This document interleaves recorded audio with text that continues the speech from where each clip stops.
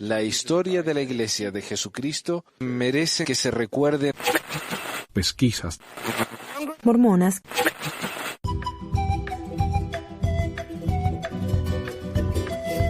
Hola a todos, bienvenidos a otra edición de Pesquisas Mormonas, les habla Manuel. Hoy vamos a empezar otra serie nueva. Ya sé que empecé una serie nueva la semana pasada, pero ya tenemos 3 series, digamos, 3. Tenemos Las Esposas Olvidadas de José Smith, que algún día se va a terminar porque tuvo 33. Así que después de esos 33 programas decidir acabar. Esta es Las Ramas de la Restauración, que también una vez que se acaben las ramas ya se acabó.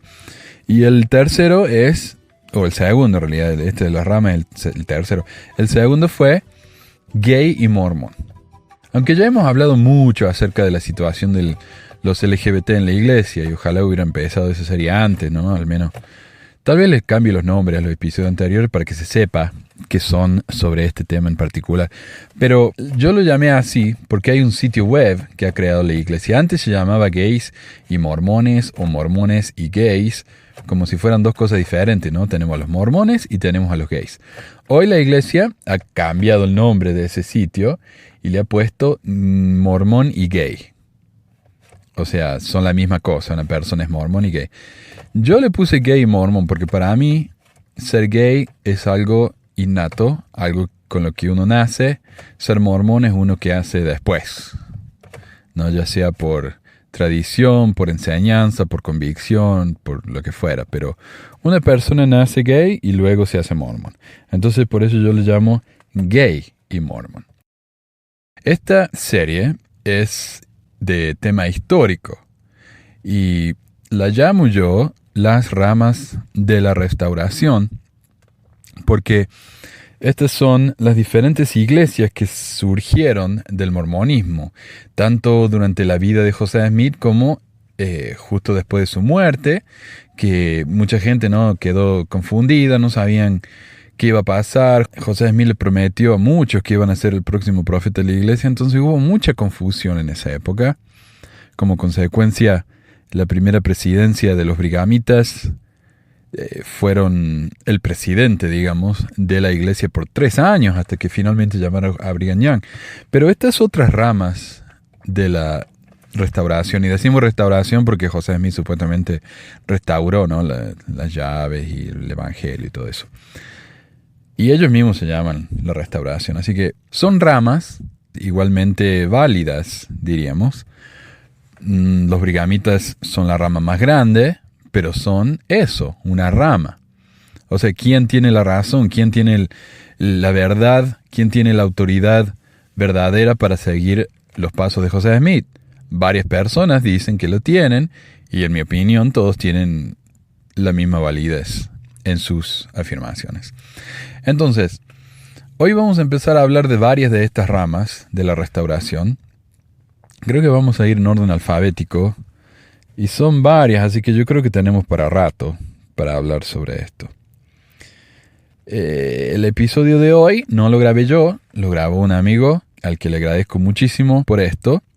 Y pasamos nomás entonces al programa de hoy. Iglesias y organizaciones.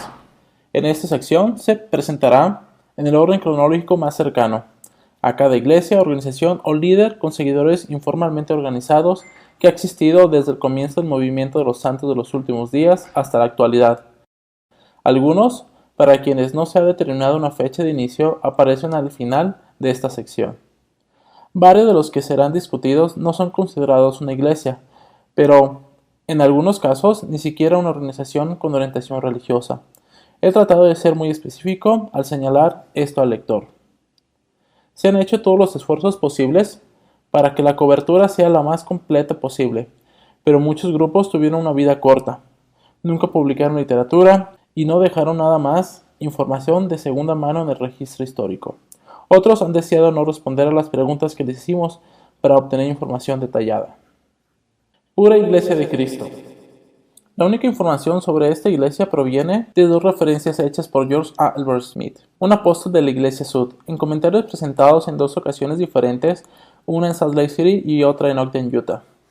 Creo que la primera iglesia que intentó establecerse en oposición al mormonismo fue la establecida por Wickham Clark en Kirtland. Él fue bautizado casi al mismo tiempo que Skinner Rigdon, en compañía de Northrop Sweet y otros 4. Se separó de la iglesia y dijo que podría llevarse al mundo entero con ellos, predicando los principios mormones.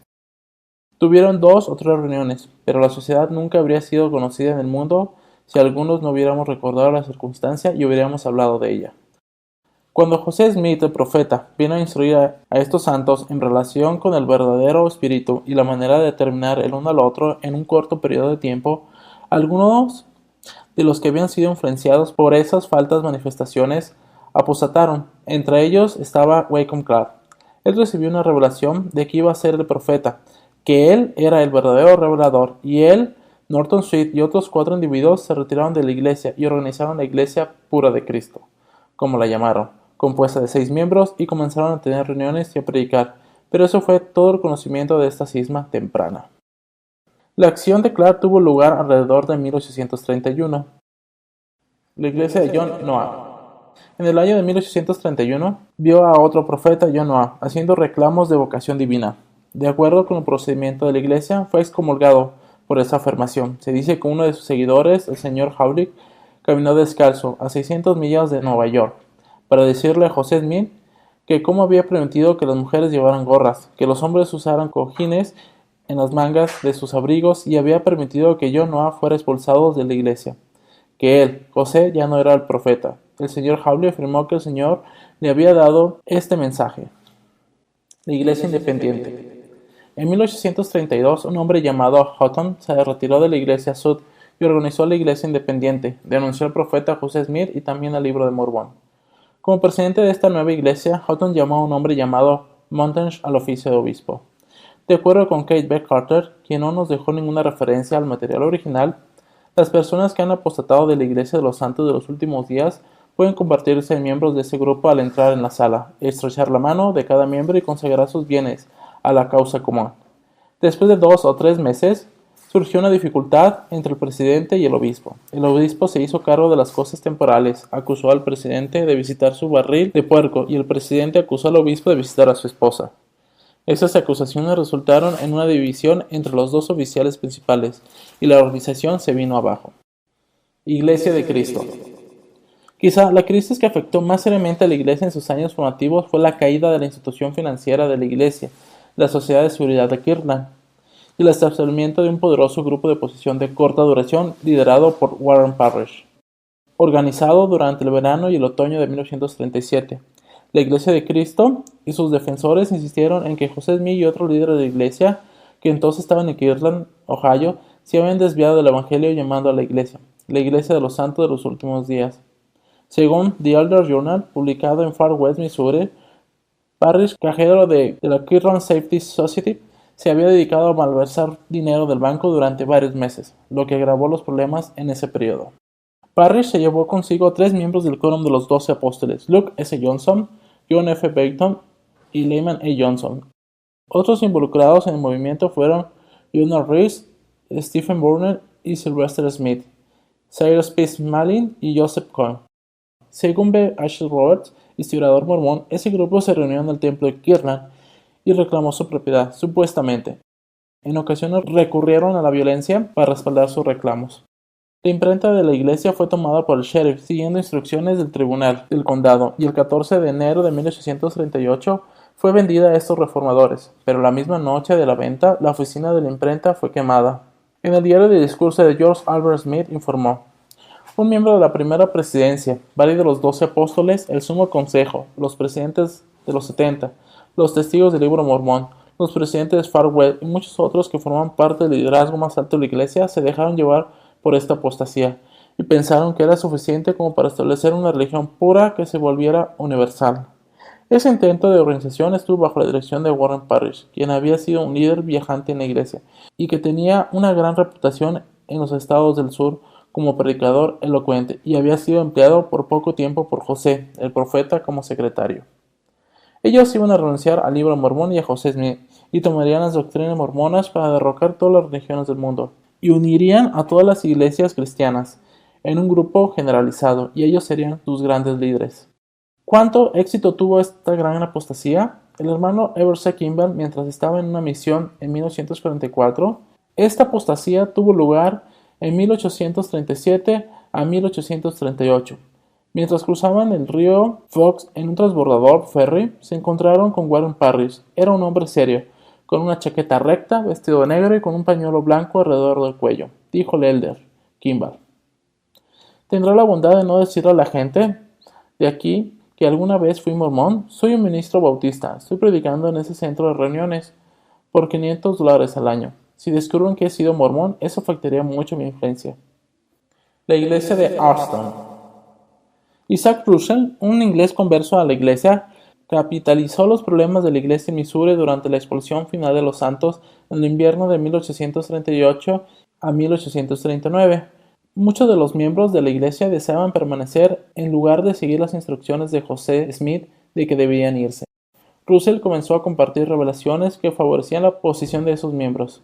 Ganó algunos seguidores allí e intentó obtener el apoyo de los miembros de la iglesia en Alston, Inglaterra, y sus alrededores, donde recientemente habían completado una exitosa labor misional.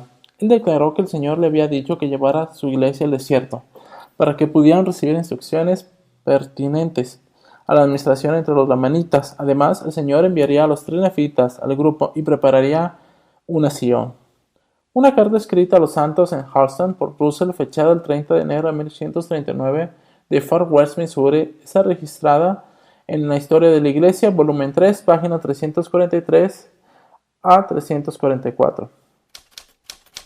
A los fieles hermanos de la Iglesia de los Santos de los Últimos Días en Austin. Queridos hermanos, puesto que la sabiduría solo se debe hablar entre aquellos que son sabios, les pido que no les lean esta carta más que a quienes entren en un pacto de guardar las cosas que se revelan en esta carta en secreto de todo el mundo y de todas las iglesias, excepto las iglesias a las que yo mismo he ministrado, a saber, la iglesia en Alston y las ramas alrededor, a quienes he ministrado y a nadie más que a los fieles entre ustedes, y al hombre o la mujer que rompa este pacto. Ahora los indios, que son los hijos de los nefitas y los lamanitas, de los que habla el libro de Mormón, han sido conducidos por los gentiles a los límites occidentales de los Estados Unidos, como les dije, y ahora tienen que ser visitados por el Evangelio, porque el día de su redención ha llegado, y los gentiles casi han llenado la medida de su iniquidad, y pronto serán cortados, porque han matado a la gente del Señor y disperso al resto. Y por los pecados del pueblo de Dios, ahora sufrirán que los gentiles los azoten de ciudad en ciudad y de lugar en lugar. Y pocos de los miles de la iglesia de los santos de los últimos días recibirán una herencia en la tierra de la promesa, la cual ahora está en manos de nuestro enemigo. Pero unos pocos permanecerán y serán purificados como el oro 7 veces y refinado, y volverán a Sion con canciones de gozo eterno para edificar los viejos lugares desiertos que ahora están desolados. Ahora lo que tengo que revelarte es sagrado y deben guardarlo con cuidado, porque no se me ha permitido revelarlo en lo absoluto a las iglesias en esta tierra, debido a su maldad e incredulidad.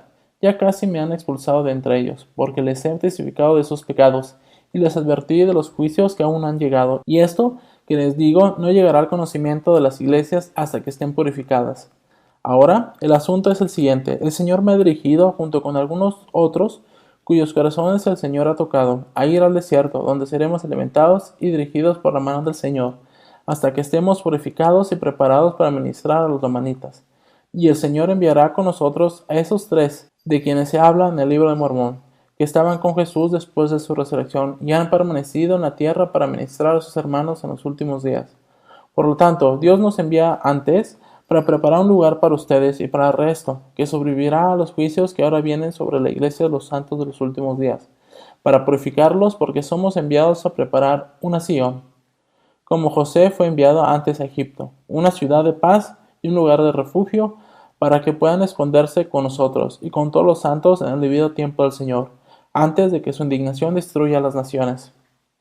Estas cosas son maravillosas ante nuestros ojos, porque grande es la obra del Señor que Él va a lograr. Toda esta tierra será redimida por la mano de los lamanitas, y habrá lugar para ustedes cuando vuelvan a saber de mí. Permanezcan donde están y estén sujetos a los poderes que existen entre ustedes en la iglesia. Guarden diligentemente las cosas que le he enseñado, y cuando lean esto, consúltense por mí, porque aunque no me vean por algunos años, sin embargo, Muchos de ustedes que continúan siendo fieles me verán otra vez, y será en el día de su liberación. Oren por mí siempre, y tengan la seguridad de que no los olvidaré. A la gracia de Dios los encomiendo en Cristo. Amén. Isaac Russell. Postdata. Todavía no hemos ido al desierto, pero iremos cuando el Señor designe el tiempo. Si oyen que he apostatado, no lo crean, porque estoy haciendo el trabajo del Señor. La Iglesia de Jesucristo, la novia, la esposa del Cordero. El destacado bibliógrafo Dale L. Morgan ha dejado el siguiente informe de este grupo, establecido en 1840 por George M. Hinckley. Hinckley había sido prominente entre los primeros mormones y había alcanzado puestos de responsabilidad, incluido el de la milicia del condado de Caldwell. Cuando los santos fueron sitiados por la milicia del estado de Missouri en octubre de 1838, a él le tocó negociar la rendición. Desde entonces los santos lo han considerado como un Benedict Arnold. Benedict Arnold fue un general estadounidense que se pasó al bando británico durante la Guerra de la Independencia de los Estados Unidos, por lo que es considerado un ejemplo de traición. Pero su propia opinión era de que se había convertido en un chivo expiatorio. Y su versión de la historia, impresa en Design en agosto de 1844, ha recibido suficiente atención. Cualesquiera que sean los méritos de su caso, el sentimiento contra Hinckley hizo imposible su continuidad en la iglesia, como muchos otros hombres sin iglesia. Hombres que todavía responden a la necesidad emocional que lo hizo miembro. Hinckley creó su propia organización, en efecto, y este es un fenómeno familiar en la historia de los mormones. Su iglesia era la fe mormona, pero con el libro de Mormón, José Smith y sus revelaciones extirpadas.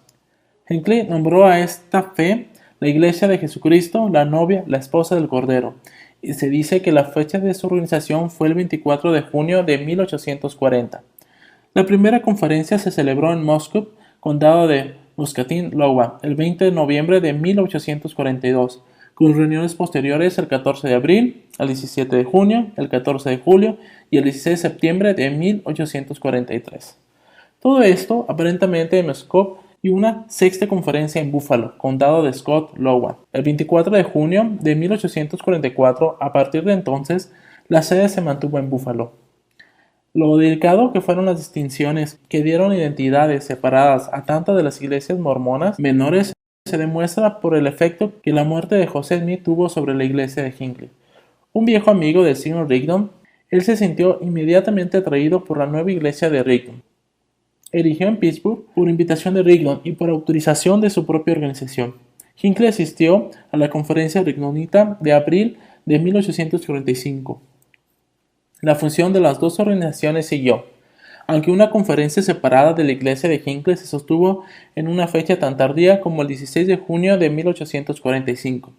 Al final, resultó que la iglesia rigdonita tuvo una vida aún más corta que la iglesia de Jesucristo, la esposa de la novia del Cordero.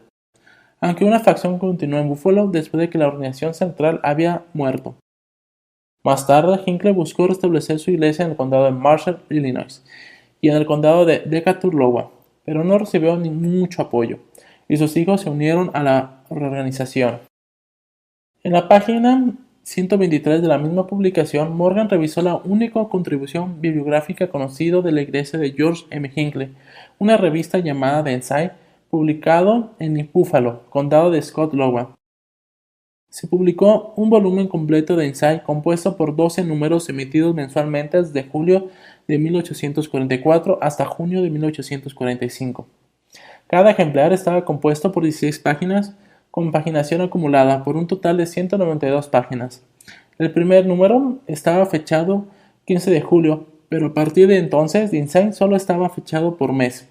Inicialmente los editores fueron George M. Hinckley y William E. McLellan, con McLellan como editor. El documento había de dedicarse a la difusión de los principios y puntos de vista religiosos de la Iglesia de Jesucristo, la esposa de la novia y el Cordero. En agosto, Isaiah Matheson fue nombrado impresor, con el número de octubre. Después, una disputa con McLellan, Hinckley se convirtió en el editor único. El discurso de despedida de McLellan aparece en este número. En noviembre, Foreman se convirtió en coeditor de Hinckley, aunque no era miembro de la iglesia. Durante las ausencias de Hinckley, que fueron frecuentes, Foreman se desempeñó como editor, y cuando en junio de 1845 se anunció la suspensión de Insight, Hinckley notificó que le había vendido su interés de la imprenta Foreman. Durante el año en que fue publicada, Einstein incluyó mucho material de valor sobre la historia y la doctrina de la iglesia de Hinckley, e imprimió mucha luz sobre la historia mormona de esa época, especialmente el surgimiento de la iglesia de Sidney Rigdon. Un desarrollo interesante fue la intención formulada ya en junio de 1844 y anunciada en el número de octubre de publicar un libro de himnos. Esto nunca se hizo debido al rápido progreso de las negociaciones para la fusión de la iglesia de Hinckley con la de Rigdon, y la aparición previa de un libro de himnos por parte del mismo Rigdon. Este último himno fue anunciado a la venta en Design en mayo de 1845. Véase también Iglesia de Jesucristo de los Hijos de Sion y Samuel James George M. Hinckley. Oliver H. Olney. El 17 de marzo de 1842, Oliver H. Olney fue removido de la confraternidad de la Iglesia Sud, acusado de haberse establecido como un profeta. Un comentario editorial en el Times and Season, volumen 3, número 11, del 1 de abril de 1942, dice: el señor Olney también ha sido juzgado por el Sumo Consejo y expulsado porque no quiere que sus escritos sean probados por la palabra de Dios, demostrando evidentemente que ama la oscuridad en lugar de la luz, porque sus obras son malas. Olney afirma haber sido apartado por los ancianos de los días como un profeta y se le había apartado para establecer una nueva dispensación. Scott Grove, Illinois, iba a ser el nuevo lugar de reunión. Dos panfletos fueron publicados por Olney, uno llamado Desposorio Espiritual en Nauvoo Expuesto, hechos en St. Louis en 1845. El otro fue publicado el 3 de marzo de 1843 en el condado de Hancock, Illinois, titulado Los absurdos del mormonismo representados. Este folleto toca muchas de las prácticas y doctrinas de la Iglesia Sud con las cuales Olney no estaba de acuerdo. También hace referencia a sus escritos, incluyendo sus revelaciones que le fueron quitados, presumiblemente por el Sumo Consejo que juzgó su caso de membresía en la Iglesia. Se revela buena evidencia de la poligamia en Nauvoo, incluyendo la información que tuvo sus primeros comienzos en Kirtland. Allí se discute una breve historia de la Iglesia mormona y las persecuciones que fue forzada a soportar, el templo, Joseph Bannett y las desigualdades que se sentía que existían en la Iglesia. No se sabe si Oliver Olney tuvo éxito en obtener conversos o no. Iglesia de Jesucristo de los Santos de los Últimos Días. Francis Gladden Bishop había sido excomulgado de la Iglesia Sud en 1835, luego restaurado a la confraternidad completa, solo para ser excomulgado nuevamente en 1842 en Nauvoo, bajo la acusación de haber recibido y enseñado revelaciones que no eran consistentes con las enseñanzas de la Iglesia. Poco se sabe de la vida de Bishop, a partir de ese momento hasta 1851, cuando publicó una proclamación, posiblemente desde Kirtland, aunque no se menciona en ningún lugar de publicación. Puede atestiguarse que estuvo en el área de Bore, Wisconsin durante algún tiempo, alrededor de 1848, por los comentarios hechos por James J. Strand en su Gospel Herald.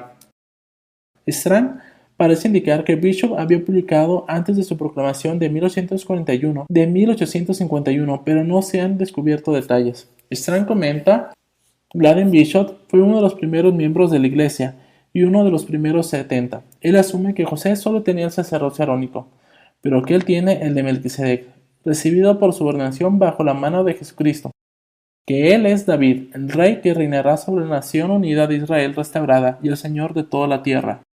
Dale L. Morgan comenta en su biografía sobre las diversas publicaciones de Bishop y sus seguidores, incluyendo a William Sweet, quien dejó la iglesia en Utah en 1854 para unirse a los seguidores de Bishop, y también Joel Scharer, que a veces presidió el grupo durante la ausencia de Bishop. Aparentemente, Bishop pretendía viajar a Utah en 1852 como misionero, pero nunca cumplió con su deseo. Todavía era capaz de obtener algunos seguidores, incluso a la distancia en 1853. Brigham Young lo denunció desde el púlpito en el antiguo tabernáculo en Salt Lake City, Utah. Bishop estableció su sede central en Little Slough, Iowa, donde sus seguidores se reunieron en algún momento desde 1878. Bishop murió y a los pocos seguidores que le quedaban en su grupo se unieron a la iglesia reorganizada.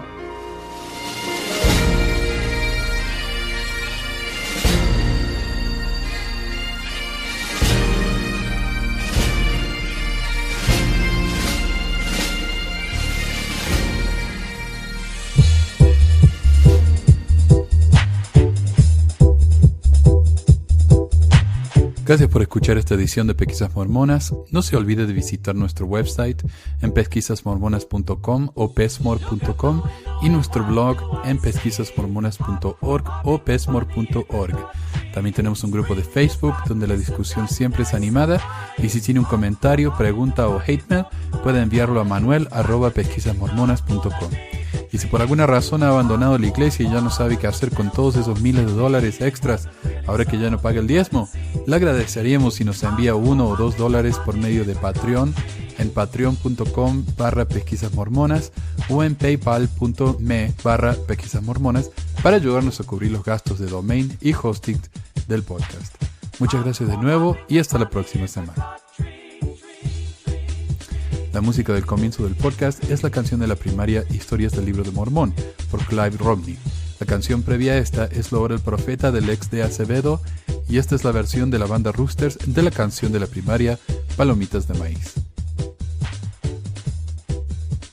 ¿Por qué ayudar a pesquisas mormonas para que mi papá pueda parar los websites del podcast y de los videos? Gracias. Pesquisas mormonas. Pi, pi, pi.